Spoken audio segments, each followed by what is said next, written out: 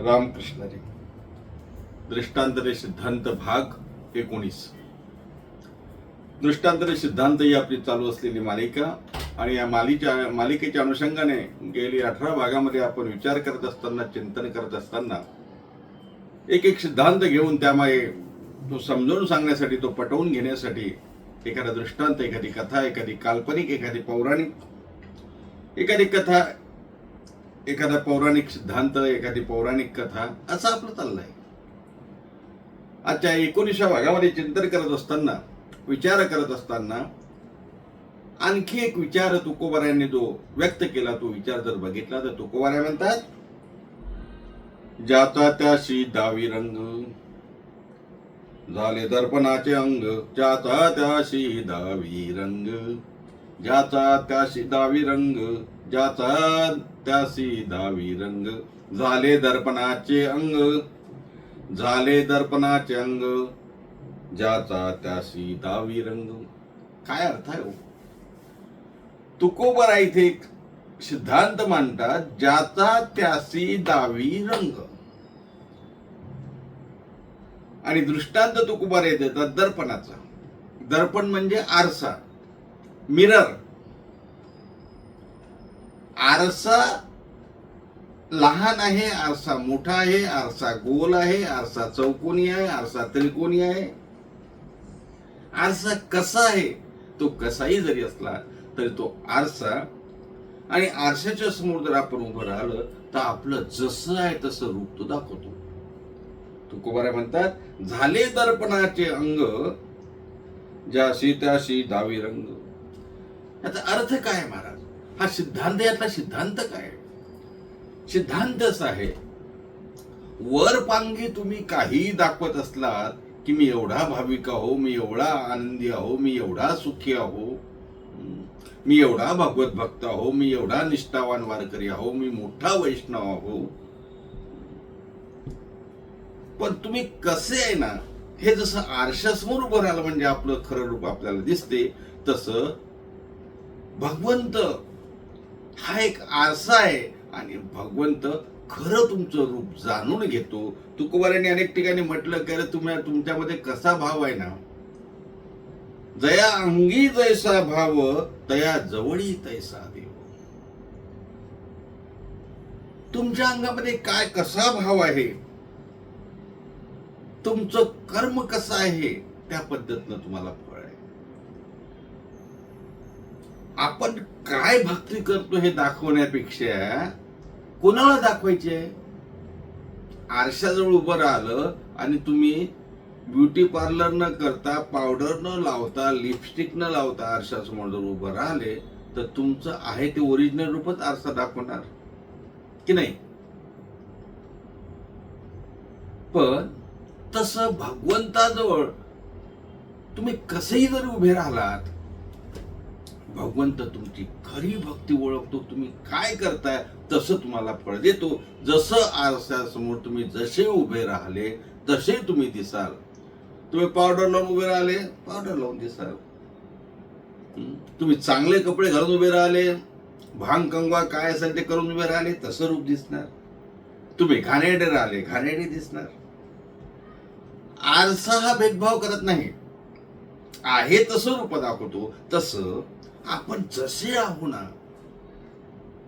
जसे आहो तसं आपलं आतलं सर्व भगवंताला माहिती पडते की याची भक्ती आहे कशी, याचं कर्म कसं आहे. आपण बरेचदा म्हणतो ना, मांजर डोळे मिटून दूध पिते, मांजरीला वाटते कोणाला दिसत नाही. तसं आपण काय कर्म करतो आपल्याला जरी वाटत असलं तरी भगवंत ते जाणतो आणि त्याप्रमाणे फळ देतो. तुकोबारायांनी हा सुंदर दृष्टांत आरशा तयार करता दिला. जैसे महाराज म्हणतात, आपुला आल्या तुम्ही रूपाशी समजा, कासयावर जा आरसया, कासयावर जा आरशा. अरे आरशाला दोष देऊन फायदा नाहीये. बरेचदा आम्ही म्हणतो देवाला दोष देतो आम्ही. काय हो म्हणे, 10 वर्ष झाले आम्ही 10 जण पारायण करतो, माझंच चांगलं नाही, बाकी 9 लोकांचं बघा कसं चांगलं आहे. 10 वर्ष झाले म्हणे आम्ही सोबत वारी करतो, पण आमच्या देवाचं लक्षच नाही बा. अरे बाबा, देवाचं लक्ष या त्रिभुवनावर आहे. आणि देवाजवळ तुमच्या पै आणि पैचा हिशोब आहे. आपण काय करतो, आपलं कर्म कसं आहे, आपला धर्म कसा आहे, आपलं वर्म काय आहे, आपण वरून काय करतो, आपल्या आतून काय धिंगाणा चाललाय, आपण दाखवायला काय करतो, आपण मनातून काय करतो, हे सर्व देव जाणतो. आणि म्हणून देवाला दोष देऊन फायदा नाही. आपल्या कर्मामध्ये सुधारणा केली पाहिजे, आपल्या भक्तीमध्ये सुधारणा केली पाहिजे. तुकोबाराय म्हणतात, आपुलाल्या तुम्ही रूपाशी समजा, कासया वरजारशिया, कासया वरजारशिया. दृष्टांत म्हणून एक गोष्ट सांगतो, मजेशीर गोष्ट आहे. पूर्वीच्या काळी गावामध्ये यात्रा जत्रा भरायच्या आणि मग स्टेशनरी, कटलरी, भातकेवाले म्हणजे खाऊवाले, स्वीटचे दुकानं, ते डमरू, फुगे, काय असते लहान मुलाची खेळणे, खूप असे दुकानं लागायचे. खेड्यापाड्यामध्ये यात्रा भरायची बघा. आमच्या इथे पौष महिन्यामध्ये निरुळ गंगामाईला यात्रा भरायची, वाटोळा शुक्लेश्वरला यात्रा भरायची. आणि मग लहानपणी सर्व जायचो आम्ही असं. आता बऱ्याच ठिकाणी अशा यात्रा जत्रा असतात. त्या यात्रेमध्ये गावातले लोक जातात. तिथे एक 80 वर्षाची म्हातारी गेली यात्रेमध्ये.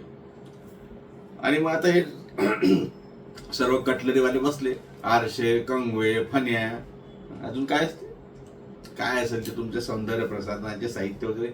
म्हातारी गेली ना दुकानावर आरशाच्या, कंगवा, आरसा. म्हातारीने एक छोटा आरसा बघितला आणि म्हणे, कितीला रे हा? म्हणे, आजी हा 5 रुपयाला.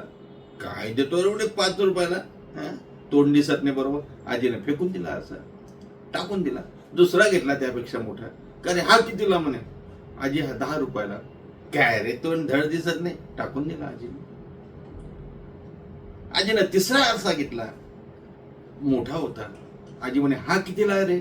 म्हणे, आजी 20 रुपयाला आणि एकदम चांगला आरसा आहे म्हणे, यात एकदम चांगलं तोंड दिसतंय. आजीने आरसा घेतला, बघितला. आजी शिव्या घालायला लागली. लुटेरो हो तुम्ही, लुटारू आहात, नुसतं पैसे आमचे पैसे लुटायला आलाय, काही किंमत सांगता. 20 रुपयाला कुठं आरसा असतो का? बरं असू दे, 20 नाही 30 रुपये देईल, पण तुझ्या आरशात तोंड तरी चांगलं दिसते का? पूर्वीच्या काळी कसे आरसे मिळायचे, कमी पैसे आणि चेहरे पण चांगले दिसायचे, तोंड पण आमचं आरशात चांगलं दिसत होतं आणि पैसे पण कमी होते. आता तुम्ही पैसे पण जास्त मागता आणि तोंड पण आमचं चांगलं दिसत नाही. दुकानदार, कटलरीवाला, आरशेवाला म्हणतो, आजी तुम्ही किती वर्षापूर्वीची गोष्ट सांगता? अरे म्हणे, खूप जुनी गोष्ट आहे. आता मी 70-80 वर्षाची आहे, मी 20 वर्षाची होती ना तेव्हाची गोष्ट सांगते. म्हणे, काय झालं होतं 20 वर्षाची असताना? मी आरसा घेतला होता. म्हणे, कितीला घेतला होता? अरे कशाचा? आणे नाण्यामध्ये घेतला होता. रुपये कुठले रे? असं. आणि एवढ्या कमी पैशात आरसा घेऊनही माझं तोंड किती छान दिसत होतं त्यावेळी आरशामध्ये. दुकानदाराच्या लक्षात, दुकानदार म्हणतो, आजी हा आरशाचा दोष नाही, हा तुमच्या वयाचा दोष आहे. 20व्या वर्षामध्ये आजी कशी दिसत असेल?